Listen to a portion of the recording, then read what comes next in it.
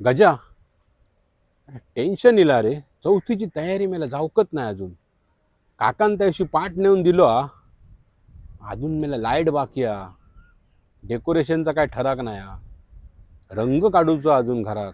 कधी जातलो आणि कधी रंग काढतलो घरात. आमचा कसा काय टेन्शन ना. भाभी हा मरे माझो भाभीन दिल्यान पाठ केव्हा दिल्यान नेऊन पण मग करतले काय चौथी माकाच जावचा पडताला पेंट काढू पहिली जातले. अरे पाठ दिलो का मेन गणपतीचं काम झालं असा नाही. मेन असता घराची रंगरंगोटी, डेकोरेशन, सगळा सामान आणणं. मग सगळा कसा झाला काय मन कसा प्रसन्न दिसत. आमल्या चवथ म्हटल्यार कळा तुका सगळ्यांनी मेळान मिसळान रावगा तर खरी मजा येता त्याच्यात. कळा समजला मा तुका. गजा खरा सांगू गेला ना तर खरी मजा जी हा ना ती एकत्र कुटुंब पद्धती का. सगळी जण एकत्र येतात, भावभावंडा भेटतात.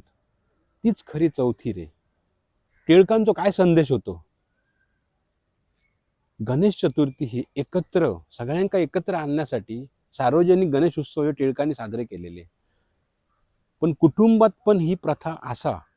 पहिली मोठी कुटुंब होती. सगळे लोक एकत्र येत आणि चौथी करीत, गणेश चतुर्थी करीत.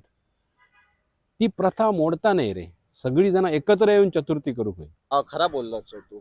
चतुर्थी ह्यो सण मेळान मिसळान आम्ही करू गो. भावा तू माझ्या डोळ्यात पाणी हाडलं रे. खरा म्हाका रडा गेला ऐकान. दुःख झाला रे माझ्या भावा. असेच आम्ही मेळान मिसळान सगळ्यांनी राव गाय इथून झगडी वगडी सगळा विसरान जाव गाय मित्रा. आता म्हण गणपती बाप्पा मोरया. मोरया.